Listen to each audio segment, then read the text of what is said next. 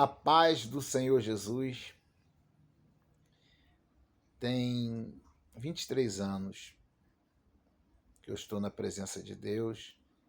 Na verdade, eu aceitei Jesus aos 14 anos, me afastei e voltei para a presença do Senhor aos 27 anos e hoje eu tenho 50.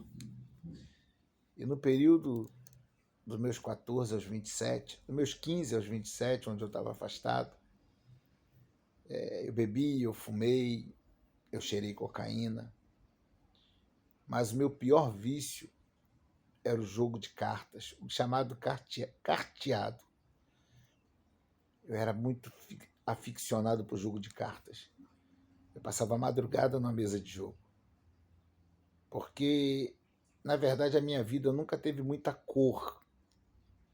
Nada na vida, às vezes, me motivava. Eu era uma pessoa desmotivada para viver. E o jogo, de uma certa maneira, a adrenalina do jogo, não é nem pelo fato de ganhar dinheiro, porque eu perdia mais do que ganhava, mas pela adrenalina do jogo, aquilo prendia minha mente de tal maneira, era mais nocivo para a minha vida do que a própria cocaína, que antes mesmo de eu estar na presença de Deus, eu me livrei dela. Deus me livrou, na verdade. E quando eu vim para a presença de Deus, eu precisava de algo que tivesse o mesmo um poder maior do que a adrenalina do jogo de cartas tinha sobre a minha vida. E o Senhor foi me orientando. E é uma coisa que eu busco a cada dia em Deus, que é fazer do meu objetivo de vida amar as pessoas. Até porque ninguém ama a Deus sem amar o próximo. 1 João 4,20 diz: se dissermos que amamos a Deus e não amamos o nosso irmão, somos mentirosos. Porque como não podemos amar a Deus a qual não vemos, se é o irmão que vemos, nós não amamos. Então, ninguém consegue amar a Deus sem amar as pessoas. Então eu tenho pedido a Deus que esse seja o meu motivo de viver. Seja a minha bandeira de vida, seja a minha maior motivação, o meu maior desejo.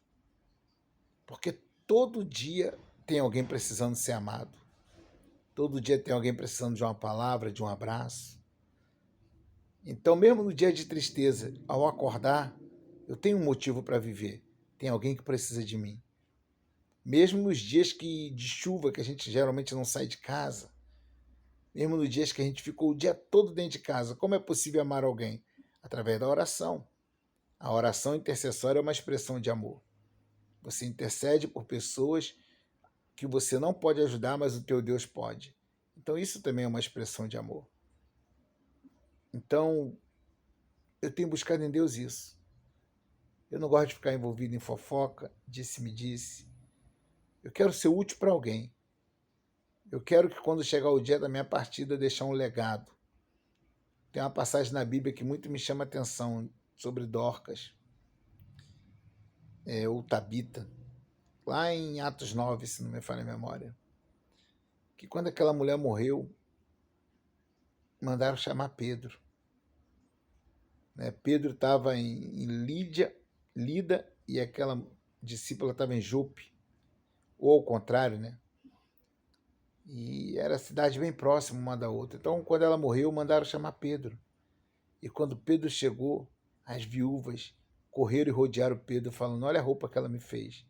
A Bíblia diz que era uma mulher cheia de boas obras e esmolas que ela fazia. Então, Dorcas marcou a vida daquelas viúvas de maneira tão positiva, com o seu amor, com o seu cuidado, que quando ela morreu, as pessoas não se conformaram com a sua morte e mandaram chamar Pedro.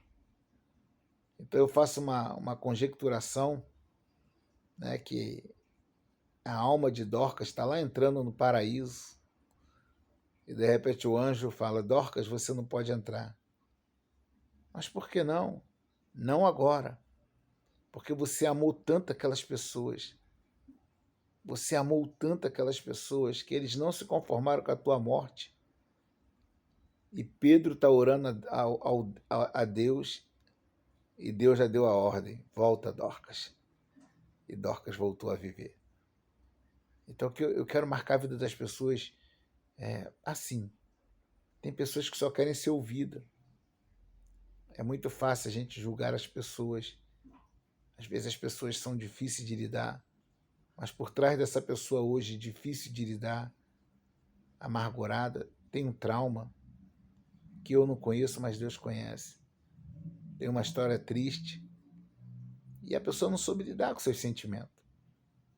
Não é porque eu sofri no passado que eu tenho que ser agressivo hoje. Não. Não é porque eu sofri no passado que eu tenho que maltratar as pessoas hoje, não. Eu tenho consciência disso, mas tem pessoas que não souberam lidar com as traições, com as decepções, com as frustrações, com as violências sofridas e se transformaram numa pessoa amargurada, difícil. Mas se Deus não despreza essas pessoas, quem sou eu para desprezar? Se Deus ama essas pessoas, quem sou eu para não amar? Se Deus perdoa essas pessoas, quem sou eu para não perdoar? Então esse tem sido o meu objetivo de vida. Então eu não vivo só por mim mais, eu vivo também por mais alguém. Vivo pelos meus filhos, que não estão num caminho correto. Então eu estou, como Jó, sacrificando nas madrugadas em oração pela vida deles. Vivo pelos meus amigos, que sempre perguntam, irmão Cláudio, ora por mim. Sempre manda uma mensagem, estou passando por isso, por aquilo.